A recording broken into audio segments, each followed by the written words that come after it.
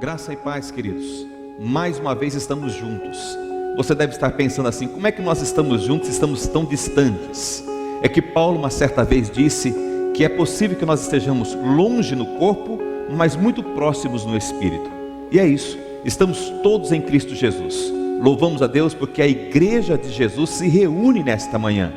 Pode ser que seja de uma maneira um tanto inusitada. Você sabe que em dias incomuns, decisões incomuns precisam ser tomadas.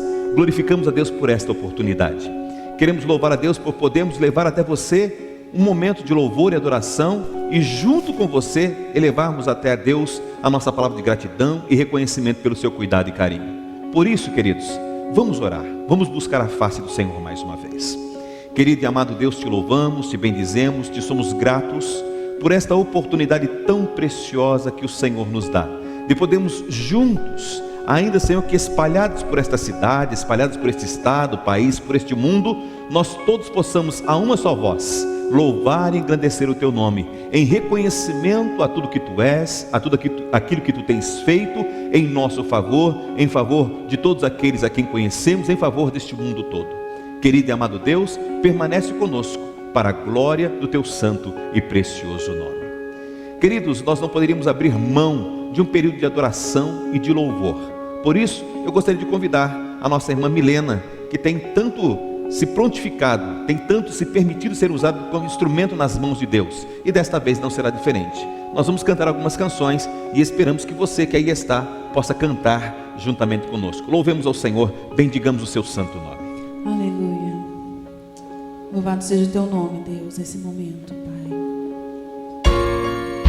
Tu és a nossa luz, a nossa salvação, Deus. A nossa confiança está no Senhor neste momento. Em todo momento confiamos em Ti, Deus.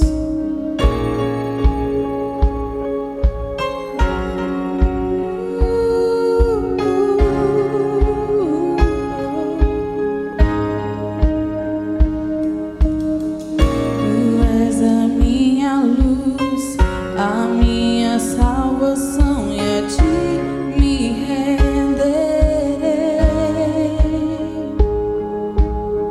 Se ao teu lado estou, sei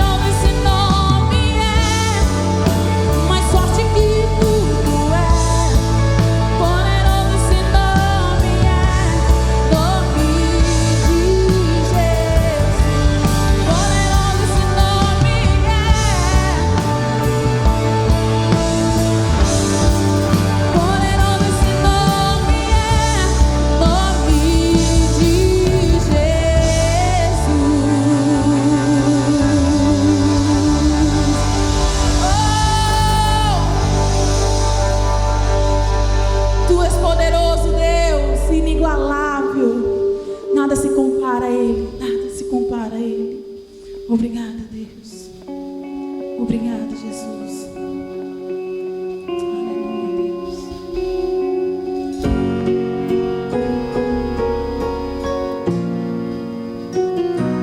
Cante esse louvor comigo. Esse louvor fala tanto aos nossos corações. Tentaram me parar, me fazer desistir, mas eu não vou negar a fé que há em mim.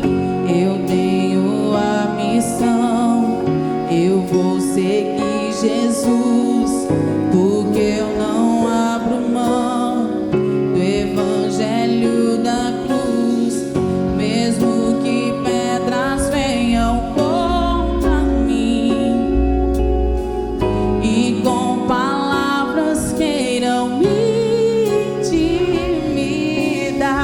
Maior aquele que está em mim.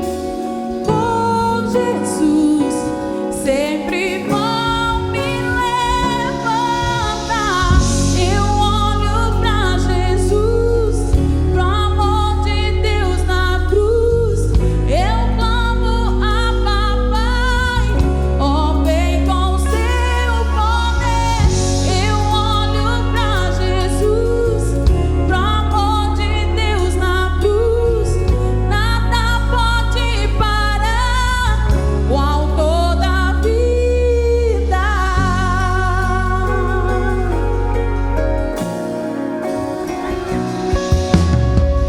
Mesmo que pedras venham contra mim e com palavras queiram me intimidar, maior aquele que está em mim. Oh, Jesus, sempre vou me levantar. Eu olho pra Jesus, pro amor de Deus na cruz. Eu clamo a papai, ó, vem com seu poder. Eu olho pra Jesus, pro amor de Deus na cruz. Nada pode parar o autor da vida. Pode o silêncio até gritar que Deus me abandonou.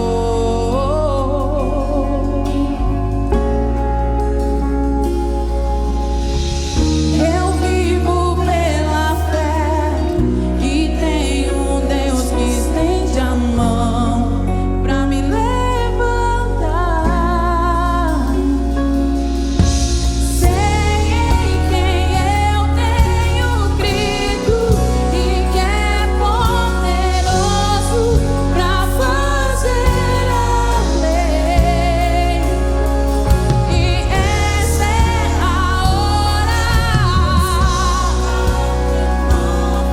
Transforma, tenho vida em Deus, vida em Deus. Tenho força,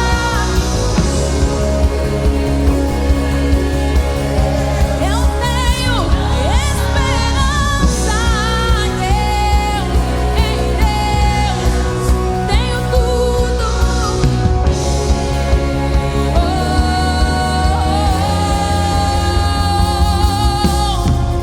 Eu olho pra Jesus, pro amor. Eu amo a papai, ó, vem com seu poder. Eu olho pra Jesus, pro amor. Nada pode parar o autor da vida.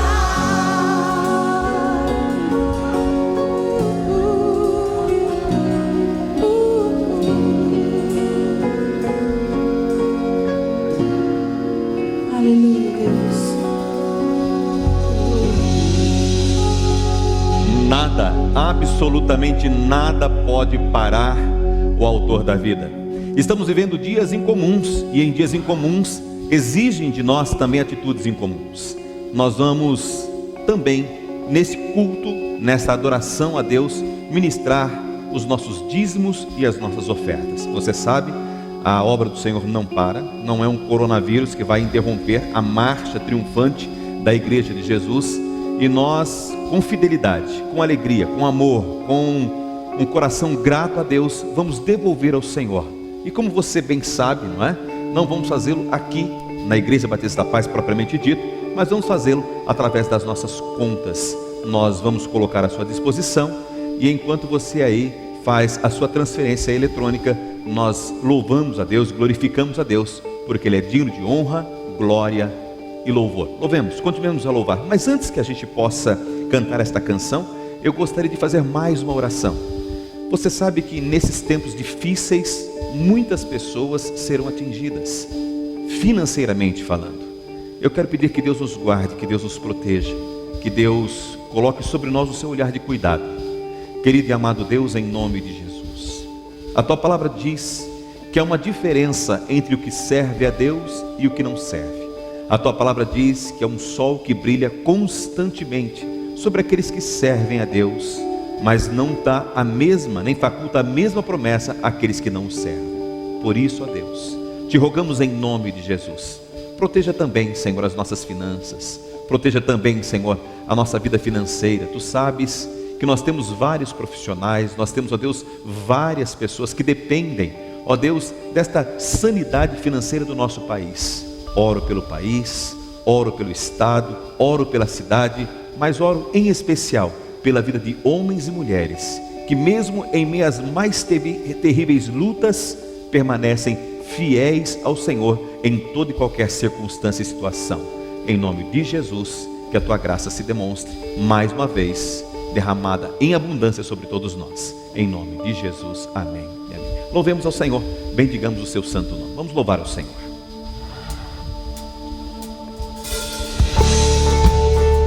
Te damos graça, Deus, por tudo que fez.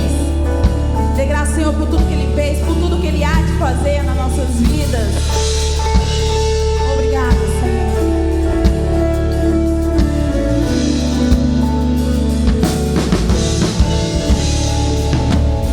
Senhor, me achego a Ti, e o meu desejo é somente dizer graças dou, meu Senhor.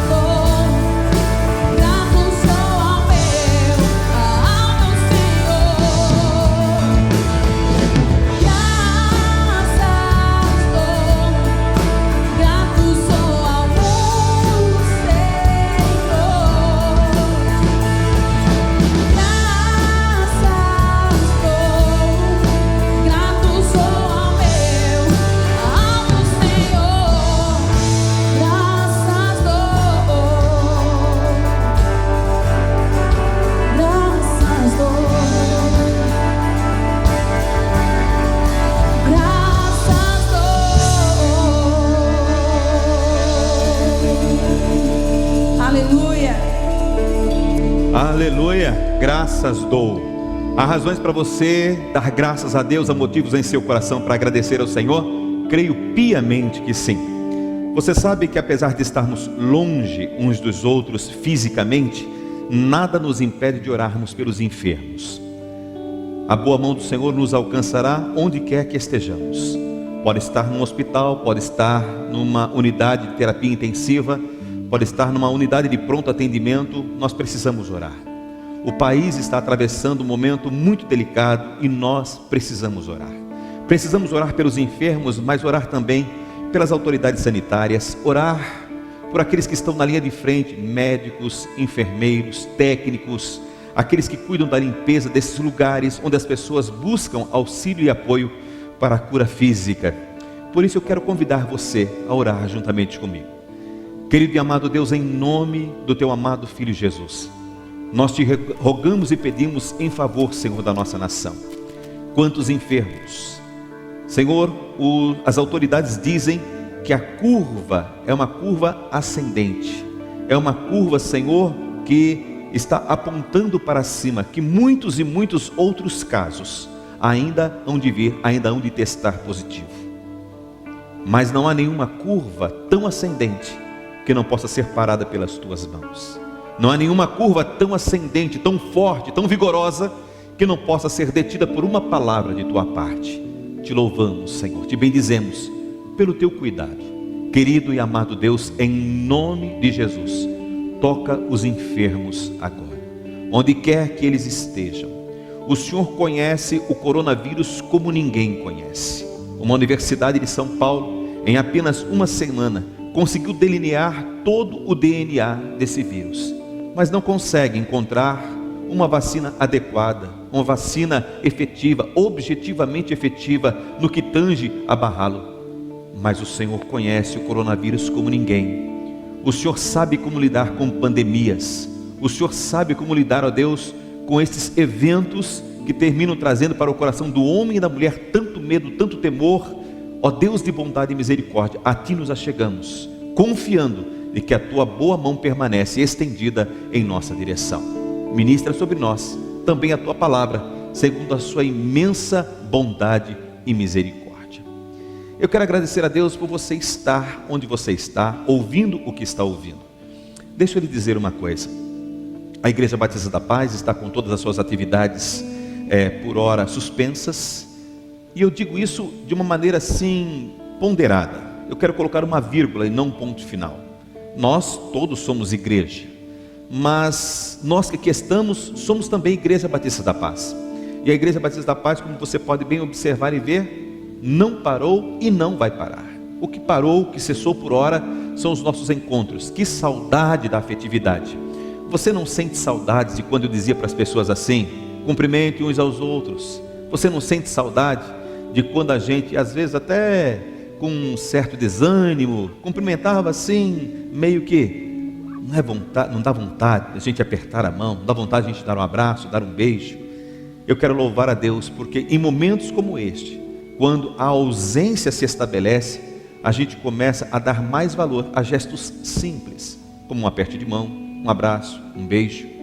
Eu louvo a Deus por este momento, não propriamente dito pelas mortes que aí estão, não propriamente dito pela fragilidade social. Eu louvo a Deus porque mesmo em meio às mortes e fragilidade social, o Senhor tem algo a nos ensinar. Para isso, eu gostaria de ministrar a palavra de Deus, gostaria de ler com você a palavra de Deus.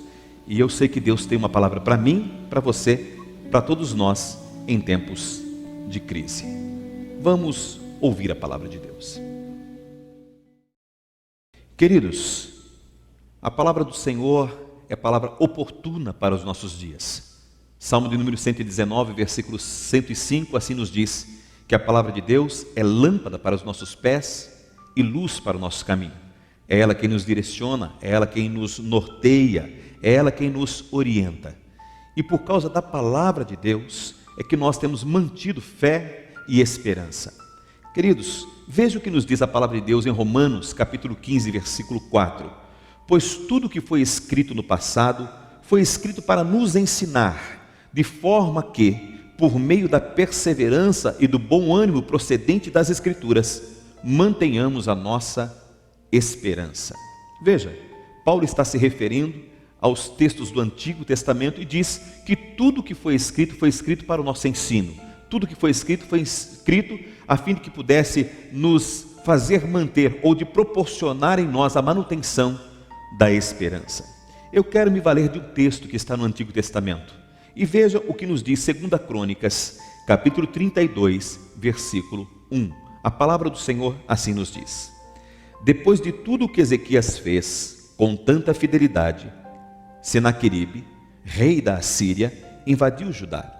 Ele sitiou as cidades fortificadas para conquistá-las. Amados irmãos, todos nós sabemos que nós cometemos erros, não é verdade? Nós cometemos erros enquanto pessoas, nós propriamente dito, mas também estamos cercados de outras pessoas que cometeram erros. Às vezes, pessoas que fazem parte da nossa família, às vezes, pessoas que fazem parte de um círculo um pouco mais distante, mas todos nós ou cometemos erros, ou então estamos em meio a pessoas que cometem erros. Agora, você deve já ter testemunhado pessoas que querem se distanciar dos erros que cometeram. Às vezes querem se distanciar dos erros que cometeram propriamente dito, ou se distanciar dos erros que suas famílias cometeram. Das pessoas que querem se distanciar dos erros, há pelo menos dois tipos. Há aquelas pessoas que querem se distanciar dos erros, não porque querem abraçar o que é certo, elas querem se distanciar dos erros porque querem se ver livres de toda e qualquer atitude punitiva. Querem se ver livres das prisões, querem se ver livres das multas e assim por diante. Mas se não houver ameaça alguma de prisão, de multa ou de qualquer dissabor, as pessoas voltam a praticar o erro como se nunca tivessem deixado de fazê-lo. Esse é um tipo de pessoa. Mas há outras pessoas que querem deixar o erro não por simplesmente no sentido de afastar-se dele, mas porque desejam se aproximar do que é correto, desejam se aproximar do que é justo, do que é certo. A palavra do Senhor nos fala acerca de Ezequias. Ezequias era um homem assim. Ezequias foi criado num lar, certamente com distúrbios, com problemas relacionais, e ele viu o que foi que os erros dos seus antepassados provocou, ou como foi que os erros dos seus antepassados reverberou, não apenas em sua própria casa, mas em todas as famílias da nação de Judá, que também era composta pela tribo de Benjamim. Ezequias decidiu romper com os erros. Ezequias decidiu romper com os erros dos seus pais. Ele não queria mais testemunhar a continuidade de todas aquelas desgraças das quais ele fora testemunha na sua adolescência, na sua infância. Deixa eu colocar você dentro do contexto histórico. No segundo livro de Reis, no capítulo 18, a Bíblia nos diz que Senaqueribe havia invadido o rei da Assíria, invadido as terras de Judá. Ele havia tomado as cidades mais fortificadas e agora estava marchando resolutamente para a cidade de Jerusalém, a capital. Então, a Bíblia nos conta que Ezequias, não querendo ter aí um atrito com este rei muito mais capacitado, muito mais poderoso belicamente do que ele, decidiu fazer um negócio, decidiu se deixar tomar por toda e qualquer exigência a fim de ter paz em sua casa. Prometeu a ele muito ouro, 30 talentos de ouro, prometeu a ele 200 talentos de prata, uma quantidade enorme, para que pudesse usufruir de paz. O rei da Síria, em primeira instância, chamado Senaqueribe, aceitou e voltou para sua terra sem provocar nenhuma outra hostilidade. Mas o tempo passou e ele não manteve a sua palavra, talvez querendo um pouco mais, talvez desejando mais tributo, talvez querendo mais ouro, mais prata, resolveu invadir outra vez a terra de Judá, o reino de Judá. Queridos, e foi então que este homem chamado Ezequias tomou as atitudes mais acertadas. Você pode perceber que, pelo simples fato de querer se ver longe dos problemas causados pelo seu pai, dos erros que os seus antepassados haviam provocado, ele agora está sendo provado. Ele agora está sendo colocado à prova, se as suas intenções de afastar-se do erro e apegar-se ao que é certo, realmente haveriam de prevalecer ou não. As provas, no tempo certo, elas são necessárias. São elas que mostram a nós mesmos, são elas que mostram as pessoas que estão à nossa volta a decisão que nós tomamos de andar corretamente é irrevogável, se a nossa aliança com o que é certo não vai se abalar. Muitas pessoas já tentaram se desvencilhar dos erros, mas quando percebem que as coisas começam a andar como elas não planejaram, quando as provações começam a chegar-se, então elas desistem do que é certo e voltam então a praticar o que era errado. A minha oração nesta manhã é que as lutas, por mais difíceis que sejam, confirmem o nosso compromisso com Deus e a sua palavra, que os ventos que buscam nos desafiar fortaleçam as nossas raízes e não nos derrubem como árvores quaisquer. Há um tempo atrás, eu li uma história que julgo muito interessante e propícia para um momento como esse. Eu li que um rapaz tinha um vizinho que era um médico, e esse médico tinha o hábito de plantar árvores, mas a maneira dele plantar árvores era interessante. Por que digo que a maneira de plantar árvores era interessante? Porque ele não tinha por hábito aguar as suas plantas. E justamente por não aguar as árvores que plantavam, as mudas que plantava, elas demoravam para crescer. Foi então que este vizinho, observando aquela atitude do médico, ele disse assim: mas o senhor não acha que o fato do senhor não aguar as árvores vai trazer a elas prejuízos no que relaciona-se ao crescimento, no que tange ao crescimento? E o médico disse assim: pode ser que elas demorem um pouco mais para crescer, mas por um outro lado, as suas raízes vão procurar aprofundar-se, porque com a ausência da água na superfície, as suas raízes vão procurando cada vez mais profundamente, em solos mais profundos, a maneira de se nutrir. Queridos, muitos anos se passaram, esse vizinho que havia interpelado o médico havia se mudado, e mudou-se inclusive para um outro país. Na volta, desejou voltar lá para o lugar onde havia deixado a sua casinha, onde estavam seus amigos, viu que as coisas estavam diferentes, viu que as ruas estavam um tanto diferentes, mas se surpreendeu com um belo bosque. E aí então ele se apercebeu que aquele bosque se dava exatamente no terreno tão grandioso em que aquele médico havia, árvore por árvore, planta por planta, plantado àquela maneira, daquele jeito, daquela forma. Enquanto ele estava caminhando pelas ruas, um dia de muito vento, muito frio, aquele frio gélido, ele percebeu que as árvores se encurvavam, ele percebeu que as árvores sofriam, ao contrário das árvores plantadas pelo médico.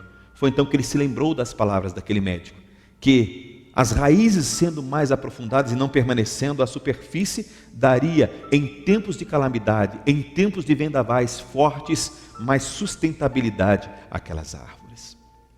Quando nós lemos um texto como esse, a gente percebe com clareza que Deus permitiu que Senaqueribe soprasse o vento da ameaça sobre a vida de Ezequias. Mas qual foi a resposta?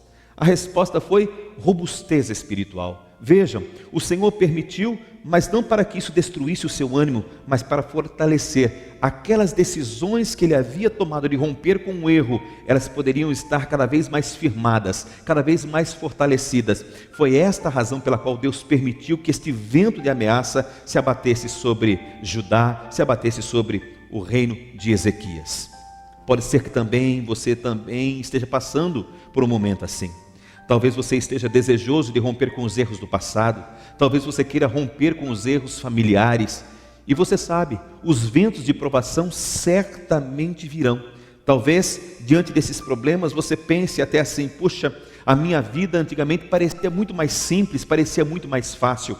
Você que está sofrendo os reveses de tomar essa decisão tão acertada de abraçar o que é certo, talvez pense desta forma diante das provações e das lutas: parece que minha vida era muito mais fácil e simples.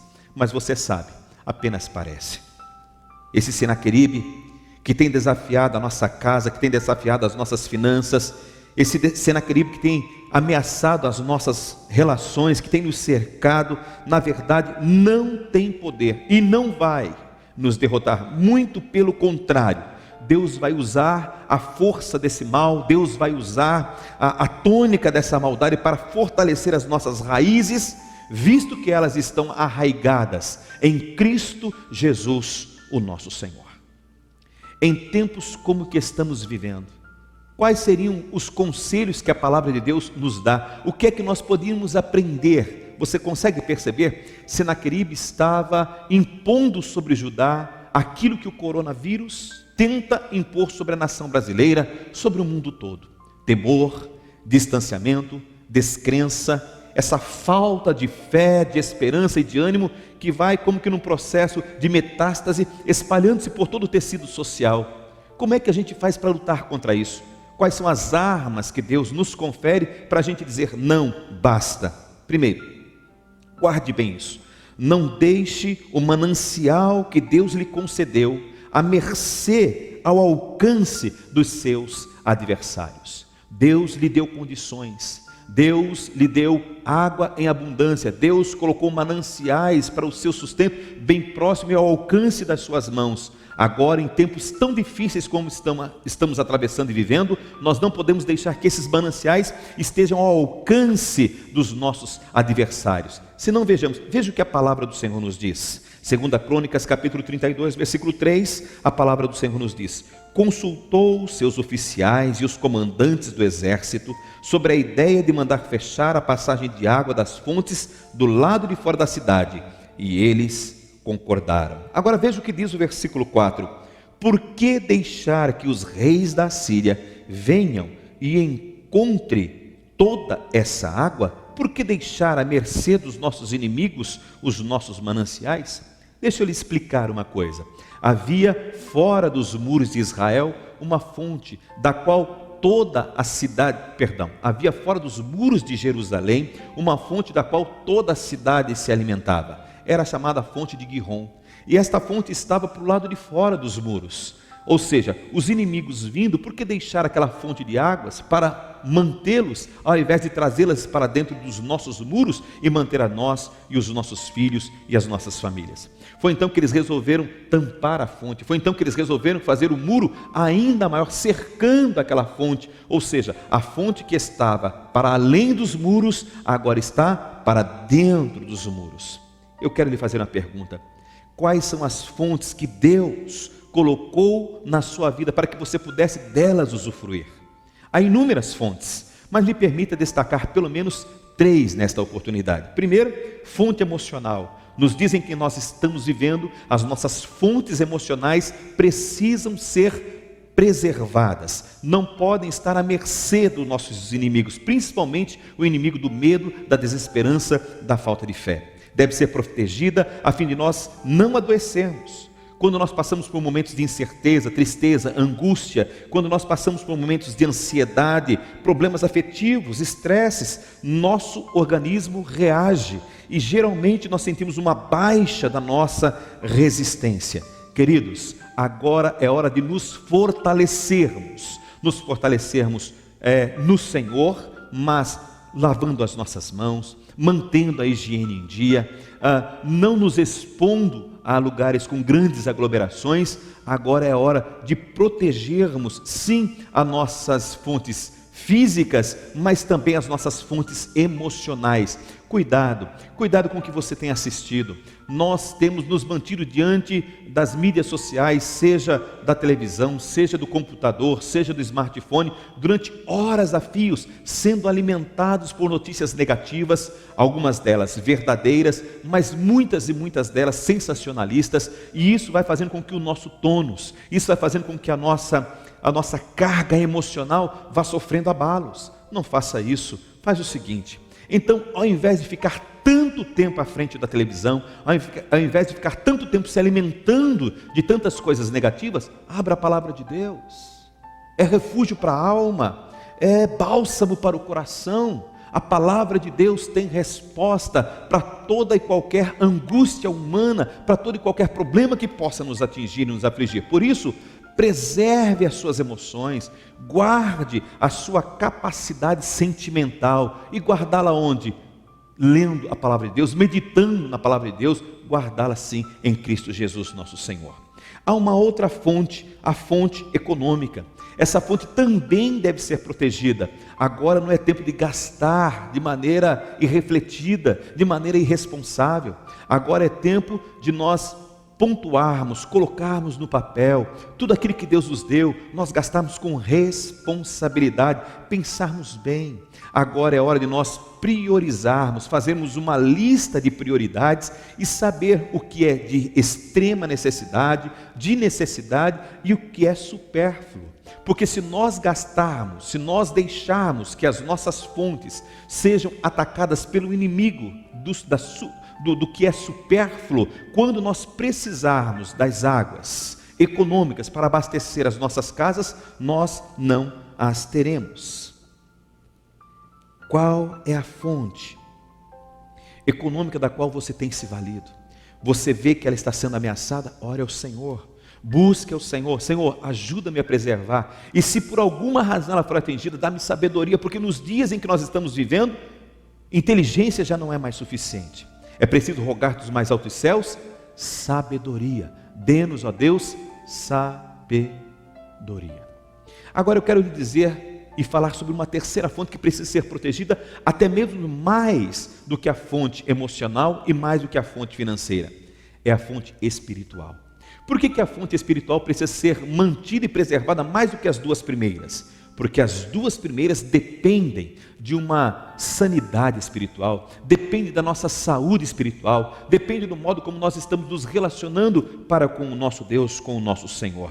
Ezequias sabia desta verdade, tanto que a primeira coisa que ele fez do seu governo foi justamente proteger a fonte espiritual de sua nação. Observe a fala governamental. A grande preocupação é a fonte financeira. Observem os cientistas. A grande preocupação é preservar a fonte física. Nenhum deles, absolutamente nenhum deles, fala em proteger as fontes espirituais, mas estas são as primeiras que devem ser protegidas. Por isso, guarde o seu coração, guarde a sua mente, que a palavra de Deus seja norte para a sua vida, assim como nós começamos. Lembra? Salmo de número 119, versículo 5, que a palavra de Deus seja não apenas lâmpada para os seus pés, mas luz para o seu caminho. Esta é a palavra que tem para o meu e o seu coração o norte certo, a orientação correta. Ezequias nos ensina que a melhor maneira de protegermos os nossos mananciais é trazendo-os para dentro. Traz para dentro da sua casa, traz para dentro de sua família esse manancial de vida chamado Cristo Jesus, nosso Senhor. Queridos, vejam a palavra de Deus mais uma vez, o que nos diz capítulo 32, versículo 30 de 2 Crônicas. Foi Ezequias que bloqueou o manancial superior da fonte de Gihon e canalizou a água para a parte oeste da cidade de Davi.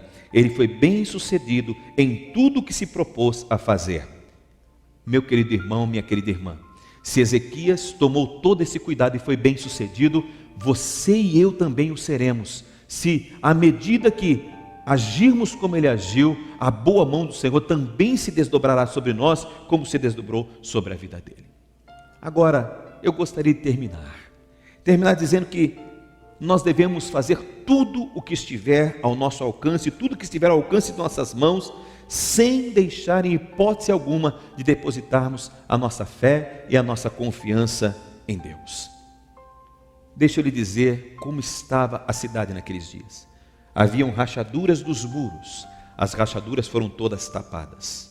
Novas colunas, novos postos de observação foram erguidos. Uma nova muralha se colocou ao redor daquela que já existia. Pense bem, veja o trabalho, veja a mobilização.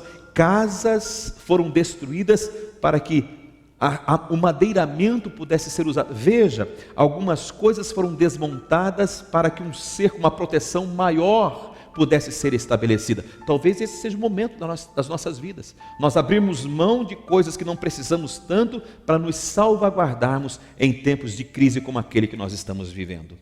Queridos, mas você sabe que fez lançadores, ele enriqueceu a parte bélica, ele tratou de cuidar de todas as áreas, esperando, se preparando para o pior.